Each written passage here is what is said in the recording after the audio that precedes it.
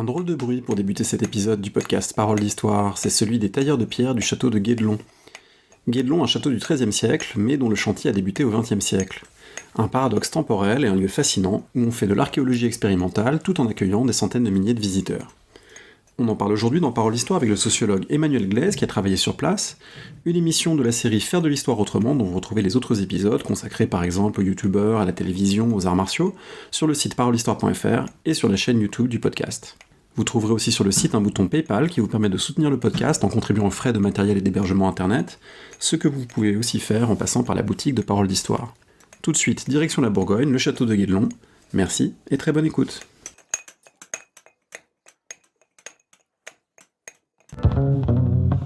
J'ai le plaisir d'être aujourd'hui avec Emmanuel Glaise. Bonjour. Bonjour. Vous êtes sociologue, vous avez fait une thèse de doctorat portant sur le chantier de Guédelon dont on va parler aujourd'hui, et vous exercez aujourd'hui des fonctions notamment de formateur en entreprise. Et on va donc parler de ce lieu très singulier que beaucoup de gens, je pense, qui nous écoutent connaissent. Quand on aime l'histoire, il arrive souvent qu'on soit passé par Guédelon, mais d'autres peut-être vont le découvrir. Donc on va essayer de partager un petit peu des connaissances, des réflexions autour de ce lieu. Est-ce que, en première approche, on peut expliquer ce que c'est brièvement que Guédelon et son originalité ? Alors Guédelon, c'est un lieu qui a été créé il y a plus de 20 ans, il y a 24 ans de ça, en 1997. Et en fait, c'est un lieu assez atypique et original, c'est pourquoi je m'y suis intéressé en tant que sociologue, parce que c'est la volonté de plusieurs personnes de créer de toutes pièces un château fort avec des techniques du XIIIe siècle. Et donc, pour monter ce projet, eh bien, ils ont monté ça dans un coin de la Bourgogne, dans une forêt, avec un point d'eau et de l'argile, de la pierre sur le lieu même. Et ils ont décidé de monter un projet sur 25-30 ans. Et donc, il n'y avait pas de château fort. Et c'est ex nihilo, ça s'est monté comme ça. Donc il y a un comité scientifique qui gère la partie vraiment archéologique. Donc c'est un chantier d'archéologie expérimentale. Bon, c'est pas la seule originalité de Guédelon, bien sûr, hein, mais ça en est une première. On va revenir sur ces différentes originalités. Il faut donc dire que ça a commencé en 1997 et qu'aujourd'hui, on n'est pas loin de l'achèvement. Moi, je l'ai visité l'an dernier, le chantier, et c'est très impressionnant. Il y a plusieurs tours qui ne sont pas couvertes, mais le logis principal du seigneur est couvert, le mur d'enceinte est terminé. Donc, j'imagine que vous y êtes revenu à de nombreuses reprises. Vous avez vu cet avancement dans le temps du chantier qui est à la fois très long, sur plus de 20 ans, et en même temps qui est spectaculaire lorsqu'on voit les changements. Oui, bien sûr. Et ce qui est intéressant aussi, c'est qu'il y a plus de 20 métiers qui permettent la construction de cet édifice. Donc 20 métiers, des tailleurs de pierre, des forgerons. Et le but, c'est vraiment de reconstituer au plus près un chantier du Moyen-Âge. Et ce qui est intéressant, c'est que chaque année, environ 300 000 touristes, visiteurs, peuvent venir voir ce chantier. Donc ça en fait un lieu un peu singulier. Est-ce qu'on peut dire un mot de la personne qui est à l'origine de ce chantier, de ce projet, qu'il a raconté d'ailleurs dans un livre, dans plusieurs entretiens, c'est Michel Guyot. Qu'est-ce qui passe par la tête de quelqu'un qui crée un château à la fin du XXe siècle, comme si on était au XIIIe ? Alors Michel Guyot, il a un parcours atypique avec son frère. Il décide dans les années 70 de reprendre le château de Saint-Fargeau, qui est à quelques kilomètres de là. On n'est pas loin d'Auxerre, hein, on est dans le sud de Paris, et à 1 heure environ de Paris. Et il décide avec son frère déjà de retaper ce château. Donc c'est quand même un entrepreneur, c'est quand même quelqu'un qui... Le château est quand même en danger, et il décide avec son frère de remonter ça. Et pour le remonter, il décide de faire les premiers sons et lumières avec des habitants de Saint-Fargeau, avec des bénévoles. Et quelques années après, donc ça marche très bien, et quelques années après, il y a les monuments historiques qui font une analyse archéologique dans ce château qui est plutôt 18e, 17e, 18e siècle. Et ils se rendent compte que dans le château lui-même, il y a les fondations d'un château du Moyen-Âge du 14e siècle. Et en fin d'étude de ce rapport d'archéologie fait par les monuments historiques, il délire un peu en disant ça serait intéressant de refaire ce château fort dans la cour de Saint-Fargeau. Et donc, Michel Guyot raconte ça. Il y a Marine Martin qui deviendra la directrice générale du chantier, qui est maintenant la patronne de ce chantier. Et ils expliquent qu'ils étaient un peu bourrés et que toute une nuit ils délirent pour imaginer ce château. Alors évidemment les monuments historiques n'ont pas été ok pour que ça se fasse dans la cour. Qu'à cela ne tienne, en 97 ils déposent, ils déposent un permis de construire pour faire un château du Moyen Âge. Imaginez la petite commune de Trény qui reçoit ça avec une demande complètement hallucinante de monter un château fort. Oui, c'est pas un permis de construire ordinaire, hein, quand Non. on a le permis de construire pour un château fort du XIIIe siècle en 1997, sur un lieu d'ailleurs qui a été choisi parce qu'il fallait qu'il y ait une cohérence en termes de possibilités de construction. Il fallait qu'il y ait de l'eau, des arbres, des pierres, on peut pas le construire n'importe où. Oui, des argiles. Effectivement, il fallait un lieu. Et donc, il trouve une ancienne carrière du 19e siècle qui s'appelle la carrière des Murs. Bon, ça s'invente pas. Qui a été fermée. Et il récupère cette carrière. Et bien sûr, il y a de l'eau, il y a des argiles, il y a du bois. Et il décide de commencer ce chantier avec très peu d'aide financière, finalement. C'est un projet qui fait un petit peu penser, vous en parlez dans le livre que vous avez consacré à Guédelon, qui fait un petit peu penser à celui de l'Hermione, qui est à peu près contemporain, qui commence un peu avant et se finit un petit peu avant, c'est-à-dire reconstruire une frégate du XVIIIe siècle sur les mêmes plans, reconstruire à l'identique quelque chose qui existait. C'est à la fois ressemblant et pas tout à fait le même projet. Oui, il y a des différences. Et effectivement, Michel Guyot a visité l'Hermione quelques années avant. Je crois que c'est 1993, l'Hermione, le début de l'Hermione. Et il va visiter ce chantier. Et ça aussi, ça va être une des bases initiales du projet Guédelon. Les différences, c'est que à Guédelon, les gens qui y travaillent sont en tenue du Moyen-Âge, en tout cas le plus proche possible du Moyen-Âge. Il n'y a pas d'utilisation d'outils modernes. L'Hermione, il y avait quand même tout ça. L'Hermione aussi a été subventionné beaucoup. Guédelon, c'est au début que c'est subventionné et très rapidement, ils deviennent en 3 ans autonomes financièrement par le nombre de visites. Donc c'est une des fiertés des gens de Guédelon d'avoir été autonomes très rapidement et voilà. Et quand même aujourd'hui, il faut savoir que c'est 4,3 millions de chiffre d'affaires par an, Guédelon. Alors ce qui pose d'ailleurs toute une série de questions, puisque lorsqu'on passe d'une petite structure associative à une entreprise, évidemment, on peut poser la question de la nature du projet, est-ce qu'elle reste la même? Toujours pour rester sur ce que Guédelon est et ce que Guédelon n'est pas, il faut aussi dire qu'il y a eu déjà des vagues de construction-reconstruction, notamment au XIXe siècle, on pense à Viollet-le-Duc, au château de Pierrefonds, le fait de s'imprégner du Moyen-Âge et de rêver un bâtiment médiéval, c'est pas entièrement nouveau, mais là, c'est nouveau parce que il y a quelque chose de particulier qui est de ne pas ajouter un bâtiment existant ou de ne pas rêver un bâtiment qui soit pas plausible. On cherche à faire quelque chose tel que ce serait envisageable dans un horizon temporel précis. Alors est-ce qu'on peut cerner cette temporalité ? Alors c'est une partie qui m'a beaucoup intéressé en tant que sociologue et même anthropologue. C'est-à-dire que c'est un projet d'archéologie expérimentale monumentale. Donc il y en a maintenant, il commence à y en avoir, il y en a en Allemagne, il y en a un peu partout, enfin pas un peu partout, mais il y en a quelques-uns. Je pourrais les citer si ça vous intéresse après. Mais l'originalité, c'est vraiment de ne pas avoir voulu faire comme Viollet-le-Duc, par exemple. C'est vraiment, l'objectif est assez simple, c'est de décider un scénario de base et de faire un chantier dans l'écosystème le plus plausible possible de l'époque. C'est-à-dire, ce château n'existe pas, mais s'il avait existé, il aurait été dans un écosystème avec un jeu d'alliance, avec tout un scénario. Donc, il y a un seigneur à Guédelon. Et le but, c'est pas de faire le plus exceptionnel des châteaux, comme on aurait pu imaginer, mais c'est de faire un château très, très petit, finalement, très moyen. Et donc, tout est adapté en fonction de ça. Et en fonction aussi, donc, pour vous la faire simple, il y a une date c'est 1200, je crois, 28 ou un truc comme ça. Il y a une date précise de la naissance du chantier dans l'époque. Et en même temps, qui correspond avec l'année 1997, de l'année de début du chantier de Guédelon.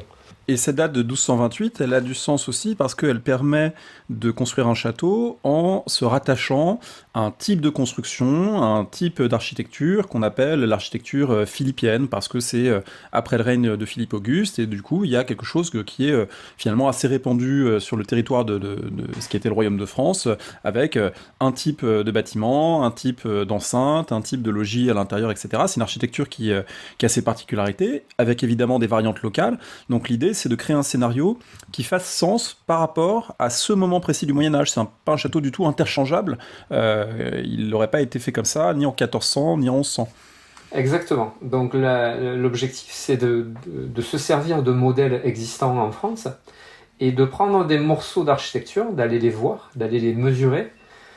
Il y a par exemple près de chez moi, dans le sud, à côté de Montpellier, il y a Aigues-Mortes.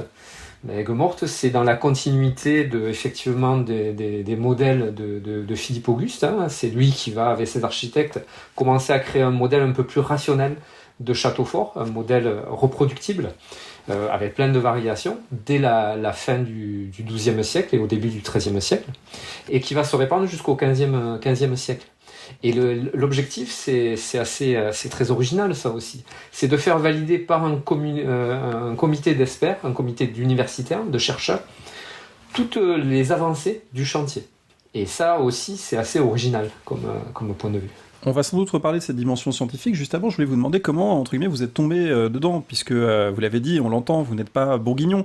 Donc, qu'est-ce qui a fait que vous avez été attiré par Guédelon et peut-être plus largement par le travail autour de la pierre, du bâti, des gens qui travaillent la pierre?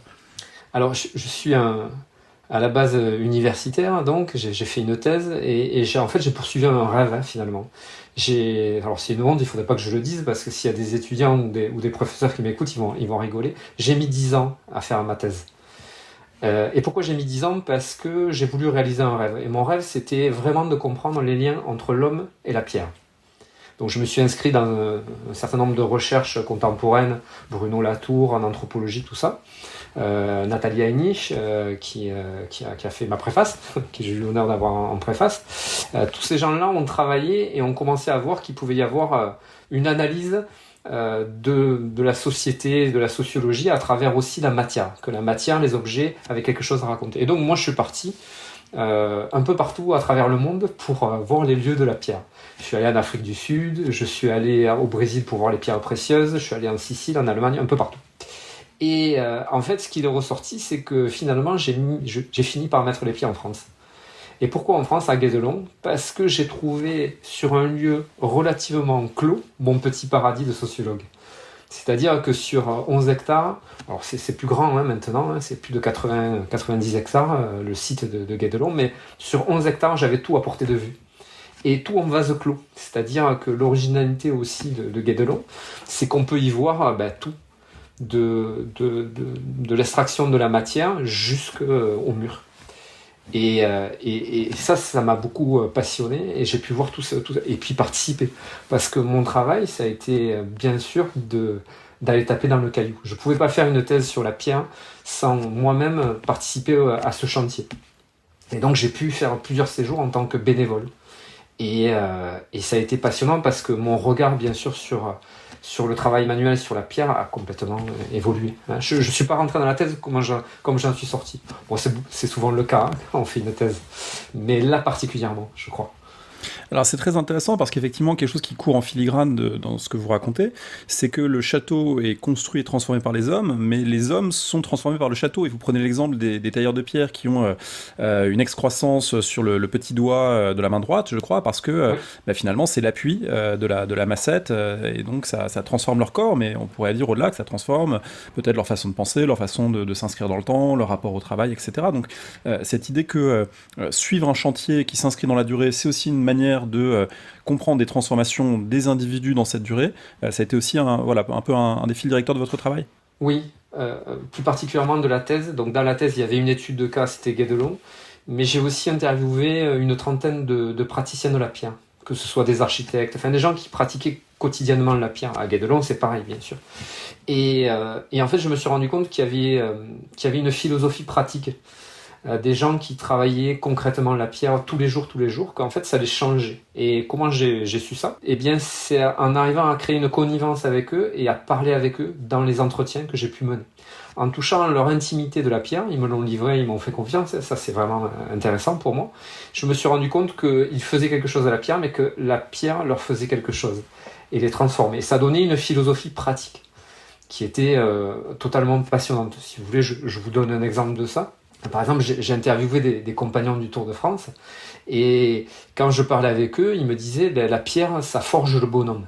Ça forge le bonhomme. Et ça veut dire quoi, forger le bonhomme? Ça voulait dire que les premières années, on tape tellement dans le caillou, même avec des matériaux, des outils modernes, mais encore plus quand on le tape avec la massette, avec le poinçon, tout ça. Il se transforme physiquement, c'est ce que vous disiez, mais il me disait que ça allait changer moralement. Et comment ça allait changer moralement? Par exemple, il me disait, vous savez, la pierre, ça fait pas de cadeau. Ah bon, ça fait pas de cadeau? Oui, parce que la pierre, ça casse à n'importe quel moment. Et si tu fais pas attention, eh bien ça casse et ça apprend à être humble. Donc vous voyez, il y a ça, il y a le rapport au temps aussi. Quelque chose qui est monstrueux, le temps de la pierre, en tout cas dans nos sociétés occidentales, parce qu'ailleurs c'est des fois différent, et associé au temps géologique et à des dimensions temporelles énormes, et l'homme qui travaille la pierre, eh bien se sent tout petit. Et ils le disent. Ça les rend humbles, et voilà. Par exemple, vous voyez, ça c'est 2 dimensions que j'ai pu repérer, et c'est eux qui me l'ont dit. Et ça m'a passionné totalement. Je trouvais ça fascinant. C'est d'autant plus intéressant sur un chantier comme celui de Guédelon, où on s'interdit volontairement l'usage d'outils modernes, et donc le rapport au temps, il est évidemment pas le même quand on utilise une disqueuse pour couper de la pierre, ou qu'on utilise une broche et une masse pour lentement la dégrossir et la tailler. Donc le rapport au temps, là, le but était de retrouver quelque chose de l'ordre du geste médiéval et du rapport au temps médiéval. Oui, il y a cette volonté, en tout cas pour les protagonistes du chantier, de petit à petit mettre en place une logique d'économie du chantier, être dans le temps le plus possible pour récupérer des informations. Tout en sachant que là, on rentre dans des ambiguïtés du chantier. Dans le contrat de travail d'un tailleur de pierre, par exemple, ou de quelqu'un qui travaille le bois, il y a une partie qui est dédiée, ils signent sur leur contrat de travail le fait d'accorder aussi du temps aux visiteurs. Et là aussi, j'ai trouvé ça totalement passionnant. Pourquoi? Parce que normalement, faire souvent, en tout cas chez les gens du métier, faire c'est taire. Quand je fais, même quand on m'enseigne pédagogiquement, quand j'ai un tailleur de pierre qui m'explique, souvent je vais faire, il va m'accompagner, mais il ne dit pas grand-chose. Ce n'est pas une volonté pédagogique. Et là, ici, faire c'est dire. Et j'ai trouvé ça vraiment très intéressant, parce que ça change la logique du rapport à la matière, le plus souvent, on est d'accord. Donc faire c'est dire, faire c'est taire, mais c'est dire aussi.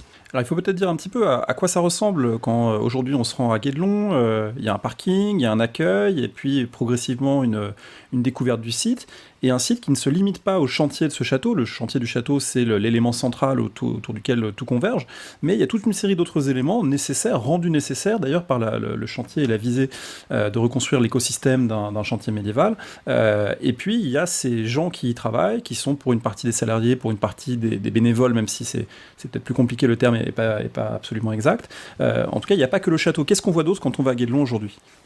Alors, il y a eu des études sur les déambulations des gens, pour être très clair, être direct. Ils passent en moyenne 6 heures sur le chantier. Et maintenant, à l'heure actuelle, il y a 4 heures qui sont passées autour des différents métiers. C'est-à-dire que, comme je le disais tout à l'heure, il y a la forge, il y a les poteries, il y a des ateliers de peinture avec de l'archéologie expérimentale autour des peintures. Prise sur place, il y a 20 couleurs possibles sur le lieu. Et donc, en fait, les gens déambulent et passent du temps dans le château. Le château, il faut comprendre que si vous regardez sur Internet, vous verrez que le château, comme vous le disiez tout à l'heure, est quand même bien avancé. Mais les gens passent le plus quart de leur temps autour, dans les ateliers, dans les différents ateliers, à écouter, à voir comment on travaille la pierre, comment on travaille le chanvre, comment on travaille les argiles, comment on fait une gâchée, comment les maçons travaillent, etc. Comment on fait du pain aussi, puisqu'il y a des fours à pain de type médiéval. Oui, et d'autant qu'il y a un moulin à 300 mètres de là, qui est là aussi le fruit d'une collaboration avec l'INRAP sur un moulin hydraulique médiéval. Et donc, on peut faire de la farine dans ce moulin Et évidemment, ils font du pain et ils vendent le pain aussi. Ils peuvent vendre. Donc il y a toute une logique aussi de produits dérivés à Guédelon. Il y a un magasin. Et là aussi, c'est intéressant de savoir. Alors, dans beaucoup de lieux historiques réels à l'heure actuelle, il y a des magasins, bien sûr, mais eux aussi, ils ont un magasin avec plein de produits dérivés possibles. On vient de parler des moulins, il faut sans doute développer un petit peu cette idée d'archéologie expérimentale qu'on a mentionnée, mais peut-être qu'il faut la présenter de manière plus détaillée. D'abord, dire ce que c'est peut-être pour les gens qui ne connaîtraient pas, et puis dire ensuite concrètement à Guédelon ce que ça a pu apporter. Alors, en quelques mots, l'archéologie expérimentale, ça sert à quoi ? Ça passe par quoi ? Donc, ça sert, logiquement, au début, c'était sur par exemple, des pierres. Comment on taille le silex. Et c'était expérimenté, ça a un rapport avec l'ethnographie, l'ethnologie et les usages, pour essayer de comprendre autrement comment on peut construire soit un édifice, mais à la base, c'était plutôt comment on crée des outils, au temps préhistorique, etc. Oui, donc ça veut dire des préhistoriens qui tapaient sur des silex pour comprendre comment on produit un biface, comment on produit des éclats plus ou moins gros, quels sont les types de gestes, combien de temps ça prend, et donc pour reconstruire des chaînes de gestes et des chaînes de pensée, à la limite, à partir d'un travail fait eux-mêmes sur la matière. Exactement. Et donc ça donne un autre apport dans les connaissances. Pour vous donner un exemple, si je reviens sur Guédelon, il y a vraiment un dialogue entre l'archéologie du bâti et l'archéologie expérimentale à Guédelon. Donc il faut comprendre. Alors je vais préciser. Avant ça, l'archéologie expérimentale n'était pas trop reconnue, dans le milieu universitaire. Alors ça peut-être ça commence à aller un peu mieux là-dessus. Mais quand j'ai interviewé un archéologue du CNRS, il y a 10 ans de ça, il me disait, mais vous savez, on n'a pas trop le temps, c'est un truc qu'on fait à la retraite quand on est archéologue. On n'a pas le temps. On fait des fouilles préventives, on fait tout ça, il faut sauver. Et on n'a pas le temps de faire de l'archéologie expérimentale. Donc il pensait que c'était quelque chose de bien, il était en dehors du chantier, soyons clairs, il était en dehors du chantier de Guédelon, mais c'était pas trop reconnu. Donc qu'un ensemble d'universitaires, médiévistes, historiens de l'art, architectes, tout ça, acceptent de jouer le jeu de l'archéologie expérimentale et en face de l'archéologie du bâti, faire un dialogue entre ces deux disciplines, là aussi c'est peut-être un des apports de Guédelon. Alors pour vous expliquer un peu, l'archéologie du bâti, c'est j'ai un mur et je vais pouvoir lire dans les pierres un minimum ce qui s'est passé, les strates, qu'est-ce qui s'est passé, quand c'est qu'il y a eu des arrêts, des arases, quand c'est qu'il y a eu une reprise des repentirs, par exemple, etc. Alors, repentir, c'est un terme super intéressant qu'on trouve plusieurs fois dans votre ouvrage et que les praticiens et les connaisseurs de la construction connaissent sans doute, mais peut-être qu'il faut l'expliquer un petit peu pour les personnes qui ne connaîtraient pas. C'est quoi un repentir en construction et comment ça se voit quand on fait un chantier comme celui de Guédelon ? Alors, les repentirs, normalement, c'est en fait une construction, une partie de la construction où on décide à un moment donné de la changer parce qu'elle ne correspond pas aux attentes de celui qui a commandé, etc. Donc ça existe partout dans l'architecture. À Guédelon, ça prend un aspect particulier parce que il faut comprendre que la visée scientifique de Guédelon, et il n'y a pas que cette visée, il y en a plusieurs, mais la visée scientifique de Guédelon, c'est vraiment un process. C'est-à-dire, c'est essayer en tâtonnant. Le maître d'œuvre de Florian Renucci, le maître d'œuvre de Guédelon, il dira moi je fais de la phénoménologie. Et qu'est-ce que ça veut dire ? Ça veut dire on tâtonne, on essaie de voir ce qui serait le plus vraisemblable. Et des fois on se trompe. Par exemple la poterne au début, il n'y avait pas de poterne. Et puis à un moment donné, ils se sont dit on a mis des latrines, on a mis des WC à un endroit. Et en fait en discutant, en dialoguant, et c'est un dialogue constant avec les universitaires, avec le comité scientifique, ils se sont rendus compte que c'était pas cohérent à cet endroit-là en tout cas avec le style philippien. Et donc ils ont décidé carrément de déconstruire ce truc, de le casser. C'est ça un repentier et d'architecte. Et après ils ont fait la poterne. Donc Guédelon, c'est un process. C'est ça qui est aussi intéressant du point de vue sociologique et anthropologique. C'est vraiment un process. C'est aussi cette archéologie expérimentale qui a permis de comprendre comment on pouvait utiliser au Moyen-Âge ou fabriquer au Moyen-Âge de la chaux, du mortier, qui sont des éléments indispensables pour ce type de construction, qu'évidemment on ne peut pas faire en prenant des sacs de ciment modernes. Et donc il fallait littéralement mettre la main à la pâte et expérimenter différents mélanges pour s'approcher d'une technique médiévale. Oui, exactement. Donc il y a plusieurs éléments comme ça à Guédelon, notamment bien sûr tout ce qui est la chaux, tout ça. En 2015 par exemple, il y a eu une expérimentation avec l'INRAP qui visait à essayer de voir comment on peut faire de la chaux, comment on peut construire ça avec des fours à chaux, en essayant de reconstruire et d'essayer de voir comment on peut reconstruire un four du Moyen-Âge. Et bien sûr, c'est en tâtonnant qu'on va arriver à faire une chaux qui correspond sans doute au plus près, parce qu'on peut analyser après, à celle que faisaient nos ancêtres au Moyen-Âge, les bâtisseurs Moyen-Âge. Donc il y a un tas de petits éléments à Guédelon, d'après les protagonistes, tout ça, qui permettent de donner quelque chose à l'archéologie du bâti, à apporter des éléments à l'archéologie du bâti, comme l'archéologie du bâti apporte à Guédelon. Il faut dire que tout ça s'adosse à la fois à un comité scientifique qui, dès l'origine, a été associé au projet, dont la composition a évolué, mais on peut citer notamment Nicolas Reveron, qui est l'une des chevilles ouvrières et connaisseur de ces questions de construction médiévale. À la fois un comité scientifique et puis aussi une base de données, c'est-à-dire que Guédelon, il y a le chantier de Guédelon, mais pour faire le chantier de Guédelon, il y a des photos qui sont prises ou des relevés qui sont faits sur toute une série d'autres sites voisins ou même plus lointains pour comprendre comment, pour faire tel escalier, des bâtisseurs médiévaux ont trouvé telle ou telle solution en Allemagne ou dans le nord de la France, et puis Guédelon va chercher ou pas à appliquer les mêmes choses. Exactement. Donc l'idée de départ, c'est vraiment dès qu'il y a un problème, c'est-à-dire je dois construire, je reprends l'exemple de la poterne, donc la poterne c'est la porte de secours derrière un château. Pour vous expliquer, pour construire la poterne, on va aller voir des modèles de poterne existants de la même période, on va faire des mesures et on va en prendre plusieurs, et après on va, en fonction de l'écosystème de Guédelon dans son milieu naturel, on va construire une poterne à partir de ces modèles-là. Donc eux ils partent, alors c'est pour ça que ça a été aussi intéressant pour moi de me rendre compte qu'en fait Guédelon était en étoile. Ça c'est le sociologue qui va parler, c'est-à-dire que si on le met à plat, Guédelon, on arrête de le voir en élévation, on le met à plat, et on se rend compte que Guédelon, il y a plein de petits morceaux qui vont être pris à droite et à gauche. Et comment ils sont pris ? Par des mesures, par une visite in situ, et par des analyses, etc. Et par, bien sûr, les comptes de chantier, parce qu'il y a aussi des comptes de chantier, il y a des vitraux, où il y a l'art médiéval, il y a tout ça. Et tout ça, ça fait une base de données. En fait, l'originalité de Guédelon, c'est le seul château qui est entièrement redémontable, mais de A à Z, en images. Parce que chaque fois, ils prennent des photos, étape par étape, la poterne, pam, pam, pam, pam, en construction, et en fait, on peut le redéployer à l'envers. Et ça, c'est aussi assez original dans son style. Alors tout ça est hyper intéressant pour l'historien, pour le sociologue, évidemment pour les gens qui le visitent, mais ça pose aussi toute une série de questions parce que, évidemment, dès qu'on arrive à Guédelon, on y arrive en voiture, on est sur un parking, on passe par des portiques, enfin voilà, il y a toute une série d'éléments, évidemment, qui sont des éléments modernes.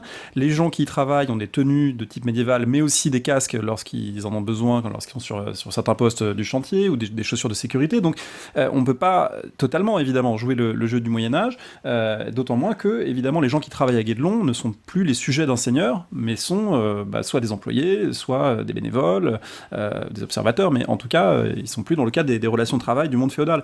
Donc là, il y a quelque chose, évidemment, qui est incontournable, qui est le décalage temporel, et qui est pas simple à aborder, aussi bien, j'ai l'impression, de l'intérieur de Guédelon pour les gens qui y travaillent, que de l'extérieur, le public.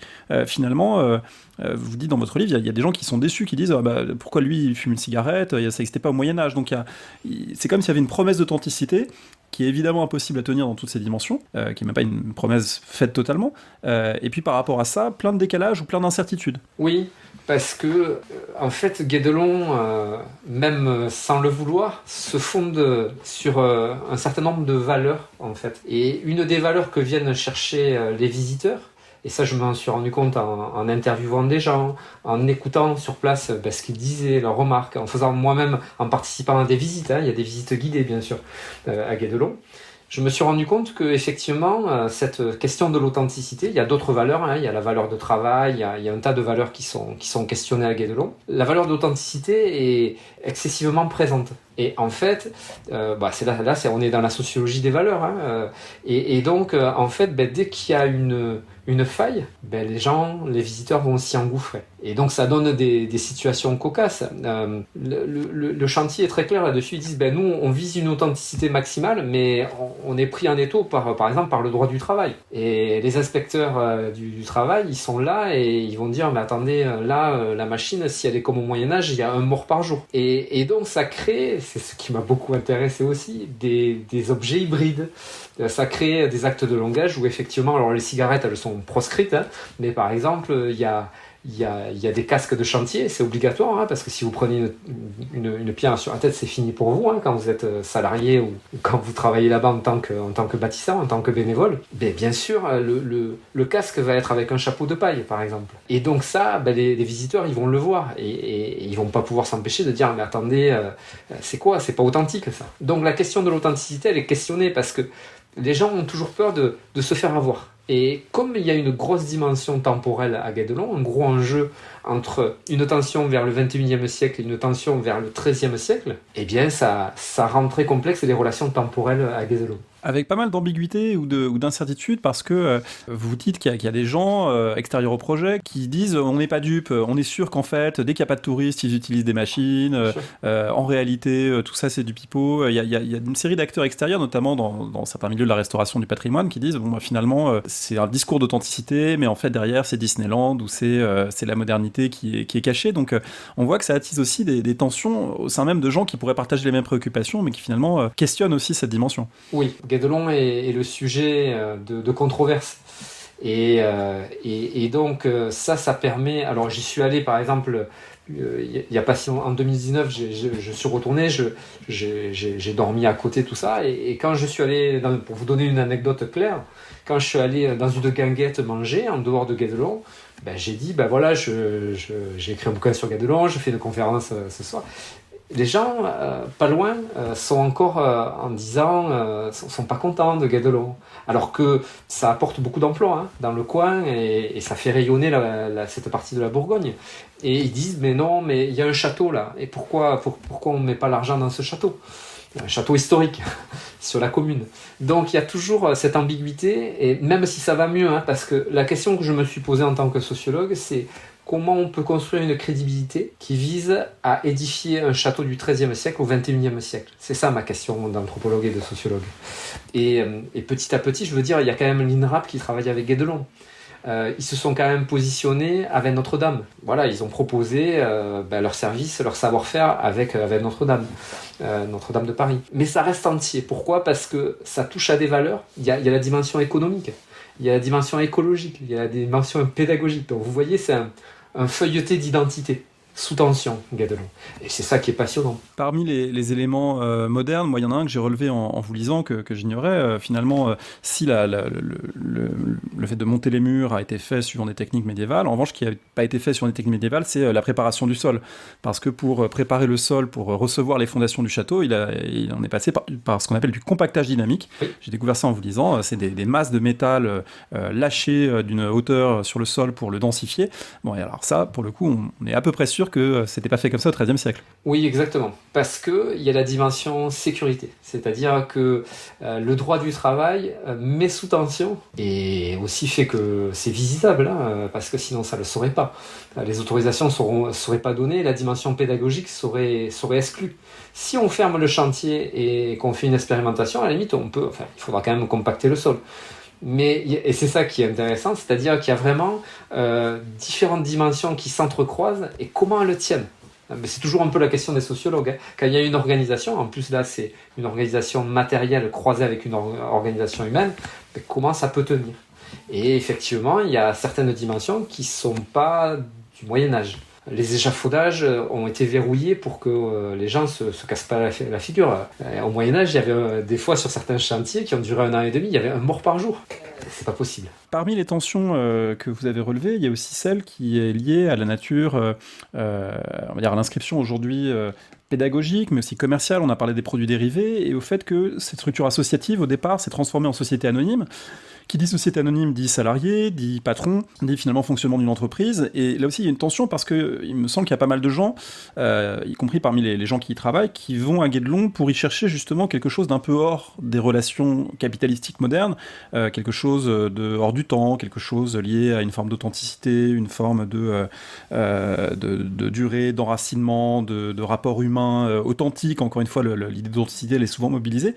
Donc est-ce qu'il n'y a pas une contradiction aussi dans la façon dont ça fonctionne aujourd'hui entre une structure de type moderne avec ses relations évidemment de domination patron-salarié classique, et puis ce que les gens y apportent, leurs affects, y compris le discours tenu par la directrice qui explique que pour elle, c'est redynamiser un territoire rural, c'est donner du sens à des actes de travail.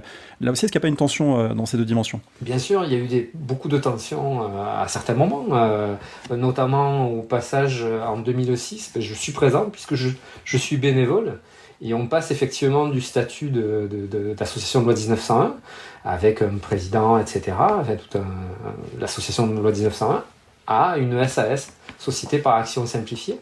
Et il y a des tensions entre les salariés, la direction, certains bénévoles. Il y a beaucoup de questions qui se posent à ce moment-là, justement, sur l'authenticité du projet. Est-ce que ça va rester authentique ? Et bien sûr, il y a eu plusieurs tensions, mais dans beaucoup de sociétés, d'entreprises, il y a des tensions. Là, elles vont être exacerbées par bien sûr, des valeurs qui sont défendues par les uns et par les autres. Donc ça a été intéressant de voir ça aussi.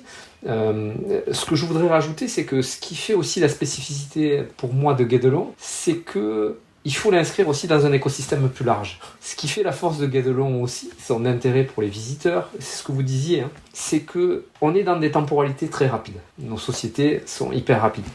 Et Guédelon propose une nappe de temps plus lente, du fait de la construction d'un édifice à la main, pour faire court, même s'il y a des machines comme au Moyen-Âge, du fait du temps qui est passé à la pédagogie, qui est pas rien, je veux dire, c'est quand même un centre de diffusion des connaissances, du goût du Moyen-Âge, clairement, et aussi de la façon de travailler, bien sûr, où on n'est pas sujet justement à la rentabilité.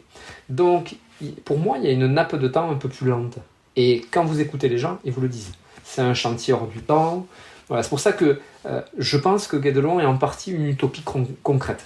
Et une uchronie, c'est-à-dire hors temps, hors lieu, un non-lieu temporel et physique. Et voilà, et ça crée une nappe de temps. Et quand je suis allé les voir, je me suis dit, mais qu'est-ce que je vais leur raconter ? Ils savent tout déjà. J'ai fait une conférence à Guédelon. Et je me suis dit, je vais commencer par ça. C'est une nappe de temps particulière. C'est pour ça que les gens sont attirés. Parce qu'il y a les métiers, mais il y a aussi un temps qui est hors du temps, en partie. Et ce qui fonctionne, à mon sens, pour y être allé, finalement, ces tensions, elles sont quand même plutôt bien résolues globalement. C'est-à-dire que tout le monde y trouve son compte, en fait. Aussi bien les scientifiques qu'un public familial ordinaire, que des gens qui ont la passion des vieilles choses et la passion des vieux habits et des vieux outils. Finalement, on va quand même trouver différentes dimensions qui sont quand même plus complémentaires que contradictoires. Enfin, je trouve qu'en termes d'utopie, c'est plutôt quelque chose, mais là, c'est un avis personnel, qui fonctionne. Je voudrais vous demander, peut-être pour terminer, quels sont les prolongements de Guédelon, je dirais aussi bien dans le temps que dans l'espace. Une fois que le château sera fini, on imagine mal tous ces gens ranger leurs outils et puis fermer complètement la boutique. Est-ce qu'il y a des prolongements envisageables ? Et puis aussi, vous avez commencé à en parler, ailleurs dans le monde, est-ce qu'il y a des choses similaires qui peuvent voir le jour ? Alors, Guédelon, en 2019, le soir où je suis invité à faire une conférence, il y a une autre personne qui est invitée, c'est un des représentants de adopteunchâteau.com. Je ne sais pas si vous connaissez ce concept, qui a fait fureur. C'est la plus grande copropriété au monde, c'est-à-dire ils rachètent collectivement des châteaux en ruine, et avec des bénévoles et avec des gens qui mettent un peu d'argent, ils reconstruisent des châteaux forts. Le but, c'est de créer des événements ensuite dedans. Et le soir où je vais faire ma petite intervention, il y a ce gars-là. Et Marine Martin, qui est la directrice du chantier, fait une annonce devant tous les salariés, devant aussi les bâtisseurs, les bénévoles, et elle explique que Guédelon a une vocation à devenir centre de formation pour transmettre. Donc il y a une volonté politique dans le sens d'agir dans la cité qui est très forte à Guédelon, c'est-à-dire vouloir que ce qu'ils ont compris et appris de ces techniques, de cet apprentissage par les usages. Ils veulent en faire quelque chose qui va être une continuité et qui va permettre, avec des dimensions écologiques aussi, de la construction de demain, l'éco-construction, tout ça, permettre à ce que ça devienne un grand centre de formation. Et pendant un moment, ils avaient dit on va construire une cathédrale. Il y a eu plein de projets, bien sûr. Il y a un village qui est quasiment construit aussi. Et en fait, l'objet, je pense que c'est vraiment un centre de formation, de diffusion du savoir avec des apprentis, tout ça. Et le lien avec adopteunchâteau.com, c'est aller sur les chantiers de reconstruction et faire participer à travers leur savoir la reconstruction de ces châteaux. Donc ça a fait beaucoup de... Pour répondre à votre question, si on a encore 3 secondes, ça a fait beaucoup d'émules. C'est-à-dire que, par exemple, celui qui a fait les plans initiaux de Guédelon et qui est toujours dans le comité d'experts, de scientifiques, c'est Jacques Moulin. Et Jacques Moulin, c'est qui ? C'est un architecte en chef des monuments historiques.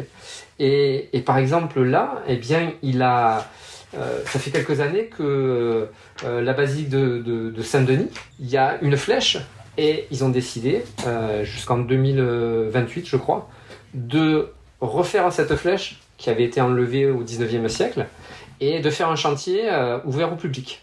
Ça, c'est pas étonnant que Jacques Moulin soit à l'origine de ça parce qu'il était déjà assez dans cette innovation-là, dans cette volonté de changer un peu le patrimoine. Et ça va être visité par des publics. C'est pour redynamiser cette partie. Il y a eu d'autres trucs. J'en ai plusieurs, mais il y a par exemple un chantier en Allemagne qui a été créé après Guédelon. Et ils ont retrouvé les plans d'une abbaye du Moyen-Âge, mais plutôt au temps de Charlemagne. Et ils sont en train de reconstruire une abbaye. Donc il y a plusieurs lieux. En Normandie, il y a un village viking. Il y a même une sorte de Guédelon outre-Atlantique dans l'Arkansas. Oui, mais qui n'a pas marché. En fait, Michel Guyot, l'initiateur du projet, a décidé de faire un projet dans l'Arkansas. Et ça n'a pas pris parce que même s'il y a des visiteurs des États-Unis qui viennent à Guédelon, l'exporter là-bas, c'est très très compliqué. Donc le chantier s'est arrêté. C'est une forteresse. Alors justement, ça m'amène à une question que je voulais vous poser. L'exporter, c'est compliqué peut-être aussi parce que on est en France et qu'en France, il y a un public, on n'en a peut-être pas assez parlé, un public et aussi un vivier de gens qui intéressent ces questions. Vous avez passé du temps avec ces bénévoles, avec ces constructeurs. Vous diriez qu'ils ont quel rapport au Moyen-Âge ? Est-ce que c'est des gens qui étaient passionnés de Moyen-Âge au départ et le chantier est venu dans un deuxième temps, ou est-ce qu'ils sont venus plutôt par le côté pratique, travail de la pierre, travail des matériaux, artisanat, et finalement le Moyen-Âge, c'était le Moyen-Âge, mais ça aurait pu être l'époque moderne ou ça aurait pu être autre chose? Il y a différents types de bénévoles, mais je vous donne un exemple. J'ai interviewé une personne qui lui venait avec son fils. Donc l'intérêt du chantier, c'est de faire venir plein de générations. C'est pour ça que c'est intéressant aussi. Mais lui venait avec son fils, lui construisait des rames de métro automatiques. Et ce qu'il trouvait à Guédelon, pour vous donner un exemple concret, eh bien, effectivement, c'était le concret. Le concret, la pierre, le rapport à la pierre, l'authenticité, un rapport au temps, au travail différent. Et donc, il y avait une partie de Moyen-Âge, mais aussi une partie très concrète du travail de la pierre, du travail manuel. Et le sentiment, d'autres disaient, c'est la simplicité. C'est toujours des valeurs. C'est souvent des valeurs qui sont sollicitées. Et bien sûr, certains, le Moyen-Âge, évidemment. Mais la plupart, finalement, c'est plutôt ce rapport au travail manuel et participer à un projet collectif qui les dépasse. Et voilà, souvent c'est ça. Une dernière question, parce qu'il y a un mystère qu'il faut lever, c'est qui le seigneur de Guédelon ? Puisque c'est pas Michel Guyot. Michel Guyot, c'est le propriétaire et initiateur, mais est-ce qu'il y a un seigneur à Guédelon ? Et si oui, c'est qui ce seigneur féodal du XIIIe siècle ? Alors, oui, il y a un seigneur. Je vais essayer de vous retrouver, de vous lire le scénario de Guédelon pour conclure. La construction de Guédelon a commencé par un récit, l'histoire d'un petit seigneur de Puisé, mal logé entre un suzerain puissant et des abbayes prospères, qui sous le règne de Philippe Auguste a entrepris de doter son lignage d'un château fort, symbole et réalité de son pouvoir. Puis le chantier a été installé en forêt, sur une légère éminence, directement dans la carrière, de grès ferrugineux. Le grès de la puisée résiste bien au gel et par sa compacité empêche la remontée de l'humidité au sol des murs. Donc en fait, pour répondre à votre question, il y a bien un seigneur de Guédelon, mais qui est un seigneur imaginaire, mais qui s'inscrit dans des alliances vraisemblables qui existent vraiment. C'est ce pourquoi, à Guédelon, plus le chantier avance, plus l'archéologie et l'histoire progressent, et plus ça vient nourrir le scénario de Guédelon. Et donc, ils se sont rendus compte qu'il y avait eu vraiment un seigneur. Pas à Guédelon, mais pas loin. Et ça est apparu bien plus tard en regardant dans les archives. Donc ça, c'est le truc un peu hallucinant de l'aventure à Guédelon. Ah, c'est-à-dire que le seigneur qu'ils ont imaginé, je crois qu'il s'appelle Guibert ou Gilbert, en fait, ça c'est le seigneur imaginaire, mais il y a par ailleurs un seigneur réel dans le coin à la même période qui aurait pu être le seigneur de Guédelon tel que c'est devenu. Oui, dans les archives, ils ont découvert ça, mais bien des années après la construction. Bon, alors on voit qu'on n'est pas à l'abri de ces entrechocs entre temporalités, que Guédelon est un lieu très très intéressant pour y réfléchir. Merci encore Emmanuel Glaise. Je rappelle le titre de votre livre, L'aventure Guédelon, l'édification d'un château médiéval au XXIe siècle, et au XIIIe aussi du coup, donc paru aux presses universitaires de la Méditerranée. Merci pour ces éclairages, et puis je pense que comme moi, vous conseilleriez sans doute aux gens qui nous écoutent, et peut-être pour certains qui auront des vacances à la Toussaint, d'aller y faire un tour. Oui, je vous le recommande. Merci André pour cette invitation et pour ce dialogue.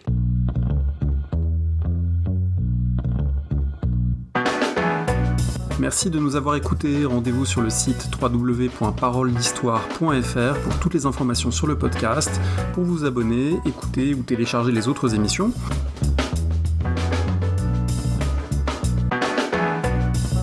La discussion se poursuit aussi en ligne, notamment sur Twitter. Vous pouvez poser des questions @paroledist et à bientôt pour un prochain épisode.